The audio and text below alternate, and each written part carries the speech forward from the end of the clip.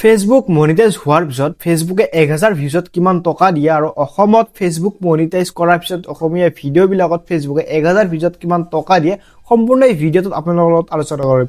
নমস্কাৰ বন্ধুসকল, মই ৰাহুল আপোনালোকক আকৌ এবাৰ স্বাগতম জনাইছোঁ এছএম গ্ৰেড চেপ্টাৰৰ উন্নত ভিডিঅ' পাবলৈ।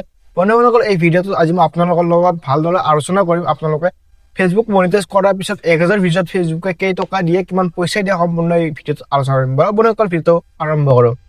বন্ধুসকল, ভিডিঅ'টো আৰম্ভ কৰাৰ আগতে আপোনালোকক সৰু চাই ৰিকুৱেষ্ট দিলে আপোনালোকৰ মোৰ চেনেলত নতুন আহিছে তেনেহ'লে প্লিজ চেনেলটো ছাবস্ক্ৰাইব কৰি বেল আইকনত দবাই থৈ দিব, কাৰণ এনেকুৱা ধৰণৰ ইণ্টাৰেষ্টিং আৰু ইনফৰ্মেটিভ ভিডিঅ'বোৰ অসমীয়াত কেৱল মোৰ ইউটিউব চেনেলত পাব।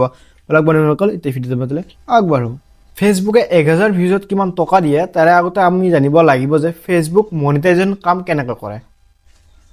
চাওক বন্ধুসকল, ফেচবুক মনিটাইজেশ্যন কাম কেনেকৈ কৰে। ফেচবুকে পইচা তেতিয়া দিয়ে যেতিয়া ভিডিঅ'ত এডছ আহে।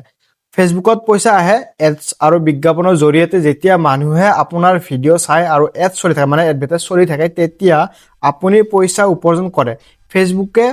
ফেচবুক এডছৰ পৰা যি পইচা আহে তাৰে 55% ফেচবুকে ক্ৰিয়েটৰক দিয়ে, মানে আমাৰ দৰে ভিডিঅ' বনোৱাসকলক ফেচবুকে 55% দিয়ে আৰু তাৰে 45% ফেচবুকে নিজে ৰাখে।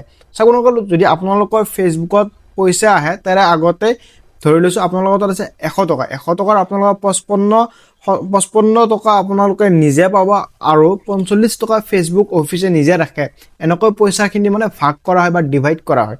তাৰে পিছত 1000 ভিউজত ফেচবুকে কিমান টকা দিয়ে 2025 চনৰ আপডেট অনুসৰি 2025 চনত ভাৰতত ফেচবুকে সাধাৰণতে 1000 মনিটাইজ ভিউজত প্ৰায় 80 পৰা 150 টকা পৰ্যন্ত পে' কৰে।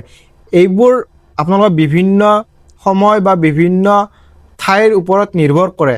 আপোনাৰ ভিডিঅ'ত এডছ দেখুওৱা হৈছেনে নাই ইয়াৰ ওপৰতো নিৰ্ভৰ কৰে। যদি আপোনাৰ ভিডিঅ'ত এডছ দেখুওৱা নাই তেনেহ'লে আপোনালোকে ফেচবুকৰ পৰা টকা নাপায়।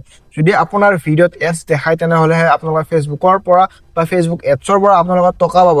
আপোনাৰ অডিয়েঞ্চ ক'ত থাকে, ভিলেজ, টাউন, তাৰ ওপৰতো ডিপেণ্ড কৰে। যদি ভিলেজত থাকে তেনেহ'লে আপোনালোকৰ অলপ পে'মেণ্টটো বেছি আহিব পাৰে। যদি আপোনালোকৰ গাঁৱত থাকে তেনেহ'লে আপোনালোকৰ পে'মেণ্টটো অলপমান কমো আহিব পাৰে।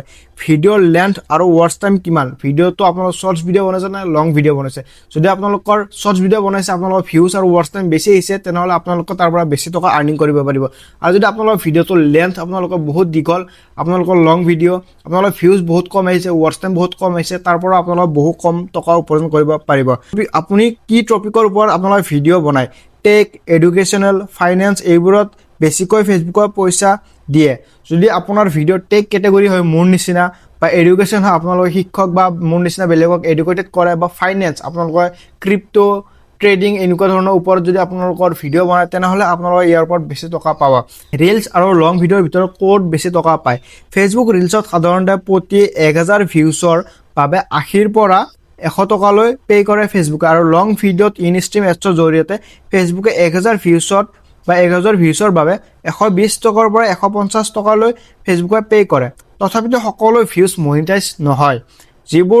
যিবোৰত এডছ চলি নাথাকে সেইবিলাকত ফেচবুকে পে' নকৰে, আৰু যিবিলাকত এডছ চলে বা এডভাৰটাইজ চলে সেইবিলাক ভিউজতহে ফেচবুকে পে' কৰে। এতিয়া আহিছোঁ ইনকাম বঢ়াবলৈ কিছুমান টিপছ। অৰিজিনেল কণ্টেণ্ট বনাওক। আপোনালোকে বেলেগৰ কপি নকৰিব, আপোনালোকৰ নিজা ভইচ, নিজা ফেচ থকা বা নিজা আপোনালোক কণ্টেণ্ট আপলোড কৰক, তেতিয়াহ'লে আপোনালোকে ফেচবুকৰ পৰা বেছিকৈ টকা আৰ্নিং কৰিব পাৰে। ভিডিঅ'ৰ লেন্থ কমেও 1 মিনিট ৰখা উচিত।